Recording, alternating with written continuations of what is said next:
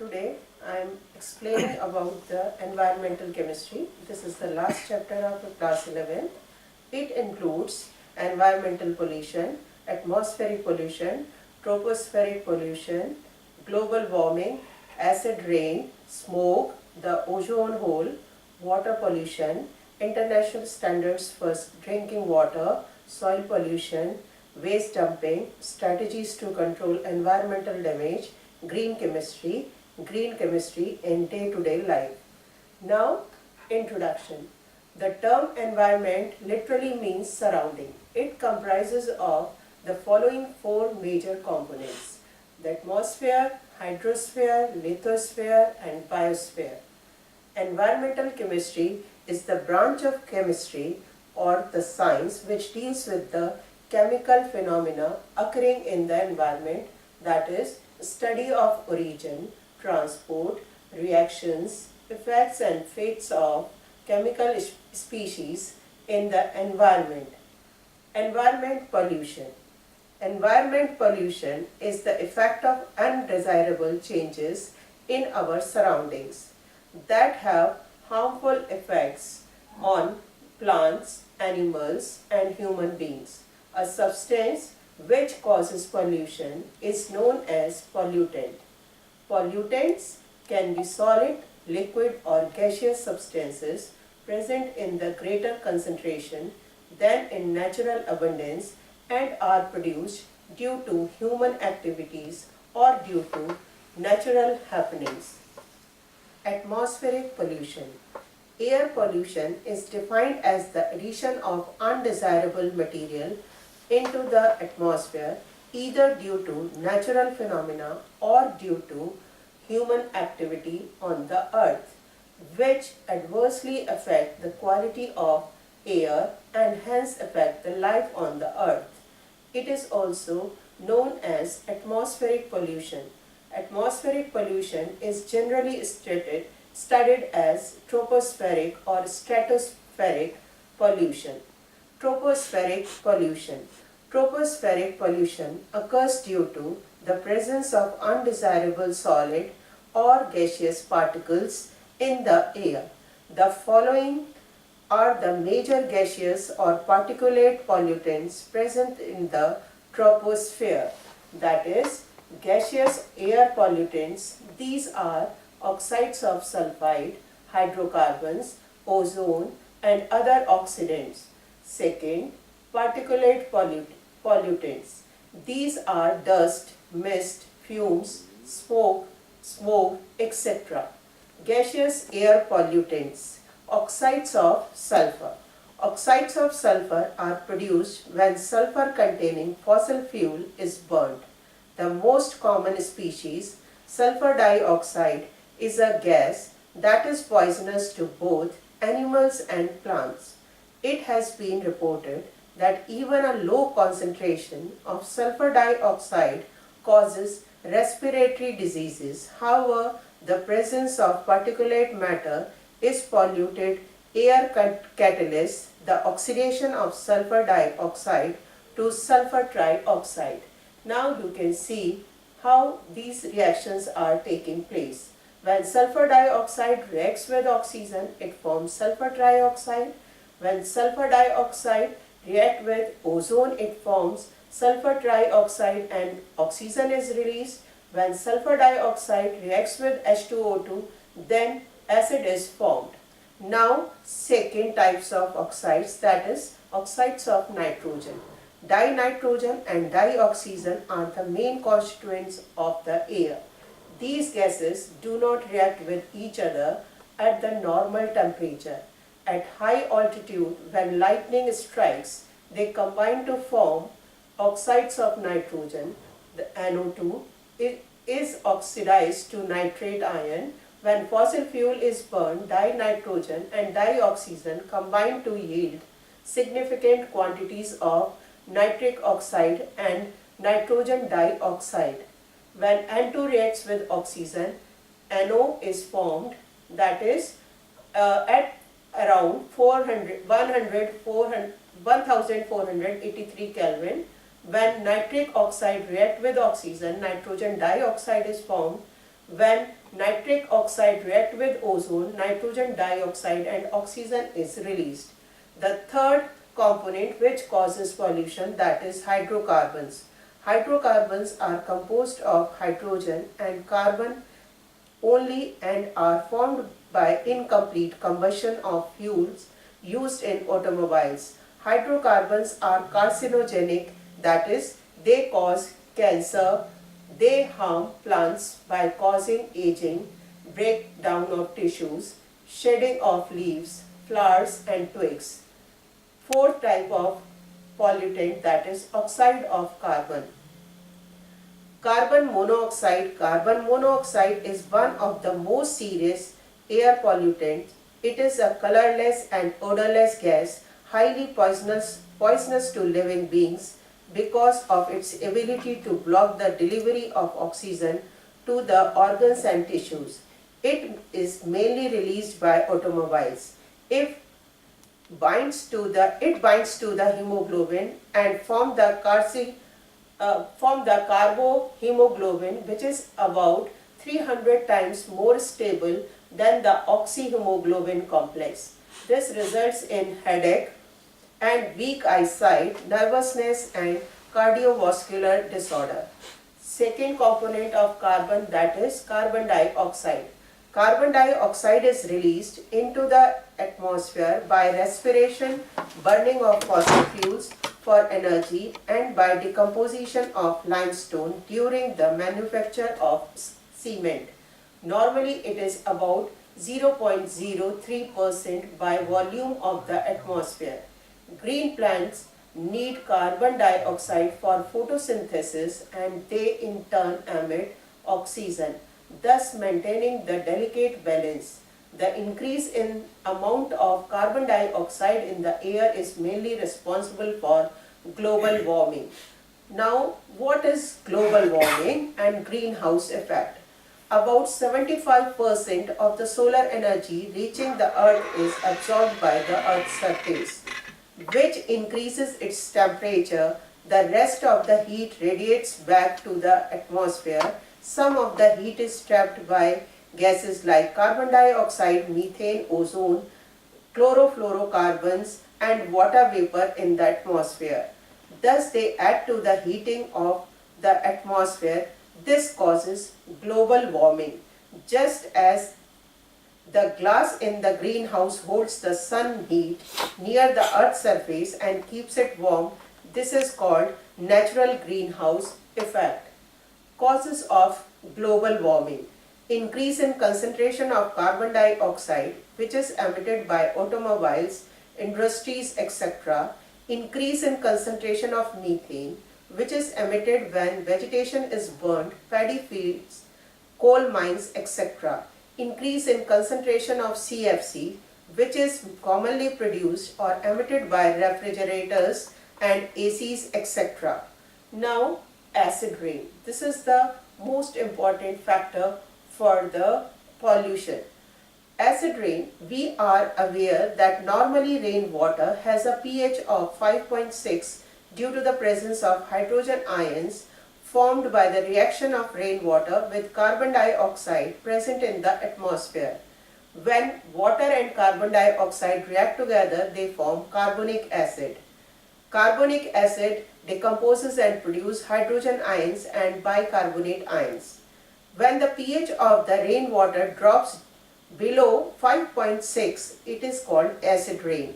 Oxides of sulfur and nitrogen in the atmosphere produces acid rain. Burning of fossil fuels such as coal and oil in power stations or petrol and diesel in the motor engines produce sulfur dioxide and NO2 after oxidation and reaction with water are the major contributors to acid rain. When sulfur dioxide react with oxygen and water form acid, that is sulfuric acid. When nitrogen dioxide react with oxygen and water, it forms nitric acid. The main results of the acid rain are: acid rain is harmful for agriculture, trees and plants as it dissolves and washes away nutrients. Indeed, nutrients needed for their growth. It causes respiratory ailments in the human beings and animals. When acid rain falls and flows as groundwater to reach rivers, lakes, etc., it affects plants and animals' life in aquatic ecosystem. It corrodes water pipes, resulting in the leaching of heavy metals such as iron, lead, and copper into the drinking water. Now, particulate pollutants. Particulate pollutants are the minute solute particles or liquids, droplets in the air. These are present in vehicle emissions, smoke particles from fires, dust particles, and ash from industries. Particulates in the atmosphere may be viable or non-viable. The viable particulates are bacteria, fungi, molds, algae, etc. are minute living organisms that are dispersed in the atmosphere. They cause plant diseases. Non-viable particulates can be classified according to their size and nature as follows. Smoke particulates consist of solid and liquid particulates formed during combustion of organic matter, that is cigarette and oil smoke. Dust is composed of fine solid particles produced during crushing, grinding, and attribution of solid material.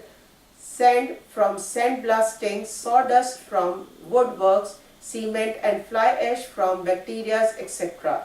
Mists are produced by particles of spray liquids and by condensation of vapors in air. Fumes are produced by condensation of vapors during sublimation, distillation, boiling, and several other chemical reactions. The effect of particulate pollutants are largely dependent on the particle size. Airborne particles are dangerous for the human health. Smoke. The word smoke is derived from smoke plus smoke. Smoke plus fog, that is known as smoke. This is the most common example of air pollution that occurs in many cities throughout the world. These are two types of smoke: classical smoke and photochemical smoke. Classical smoke occurs in cold, humid climate. It is the mixture of smoke, fog, and sulfur dioxide. Chemically, it is a reducing mixture, and so it is the mixture of so it is also called as a reducing smoke. Photochemical smoke. Photochemical smoke occurs in warm, dry, and sunny climate. The main components result from the action of sunlight on unsaturated hydrocarbons and nitrogen oxide produced by automobiles and factories. Photochemical smoke has high concentration of oxidizing agents and is therefore called as oxidizing smoke. Formation of photochemical smoke. When fossil fuels are burnt, a variety of pollutants are emitted into the Earth's troposphere. A chain reaction takes place between hydrocarbons and nitrogen oxide in the interaction with sunlight and forms nitrogen dioxide. The nitrogen dioxide absorbs energy and breaks down into the nitric oxide and free oxygen atom. Oxygen atoms are very reactive and combines with dioxygen to form ozone. The ozone formed in the above equation reacts rapidly with NO formed in the reaction to generate nitrogen dioxide. Ozone is a toxic gas, and both nitrogen dioxide and ozone are strong oxidizing agents and can react with unburned hydrocarbons in the polluted air to produce chemicals such as formaldehyde, acrolein, and peroxydiacetyl nitrate (PAN). This is the very important type of smoke. Effect of photochemical smoke. They damage metals, stones, buildings, materials, produce irritation in the eyes and respiratory system. The ozone hole. In 1980s, atmospheric scientists in Antarctica reported about the depletion of ozone layer. In summer season, NO2 and methane react with chlorine monoxide and chlorine atom forming chlorine sinks, preventing much ozone depletion. In winter season, a stratospheric cloud formed, providing surface on which chlorine nitrate and gets hydrolyzed to form hydrochlorous acid, which react with hydrogen chloride to form molecular chlorine. Now you can see in the reaction. Effects of depletion of ozone layer. With the depletion of ozone layer, more ultraviolet radiation filters into the troposphere. Ultraviolet radiations lead to aging of skin, cataract, sunburn, skin cancer, killing of many phytoplanktons, damage to fish productivity, etc. The plant protein gets easily affected, which leads to the harmful mutation of cells, increase in ultraviolet radiations, damage paints and fibers, causing them to fade faster. Water pollution. Water is the essential for our life. Without water, there would be no life. Pollution of water originates from human activities through different paths. Pollution reaches surface or groundwater. Easily identify source of pollution is called as point source. For example, municipal and industrial discharge pipes where pollutants enter the water source. Causes of water pollution. Pathogens. The most serious water pollutants are the disease-causing agents called pathogens, include bacteria and other organisms that enter water from domestic sewage and animal excreta. Organic waste. The other major water pollutant is organic matter such as leaves, grass, trash, etc. Excessive phytoplanktons growth within the water is also a cause of water pollution. A large population of bacteria decomposes organic matter present in water. They consume oxygen dissolved in water. The amount of oxygen that water can hold in the solution is limited. The concentration of dissolved oxygen is very important for the aquatic life. If too much organic matter is added to water, all available oxygen is used up. This causes oxygen-dependent aquatic life to die. Thus, amount of oxygen required by the bacteria to break down organic matter present in a certain volume of a sample of water is called biochemical oxygen demand. That is known as BOD. Now, chemical pollutants. As we know that water is an excellent solvent, water-soluble heavy metals such as cadmium, mercury, nickel, etc. constitute an important class of pollutants. All these metals are dangerous to humans because our body cannot excrete them. The organic chemicals are another group of substances that are found in polluted water. Petroleum products pollute many sources of water. International standards for drinking water. Fluorides. For drinking purpose, water should be tested for fluoride ion concentration. Its deficiency in drinking water is harmful to man and causes diseases such as tooth decay, etc. Lead. Drinking water gets contaminated with lead when lead pipes are used for transportation of water. Lead can damage kidney, liver, reproductive system, etc. Sulfate. Excessive sulfate in drinking water causes laxative effect. Otherwise, at moderate level, it is harmless. Nitrate. The maximum limit of nitrate in water is 50 ppm. Excess nitrate can cause methemoglobinemia, blue baby syndrome. That's all. Thank you.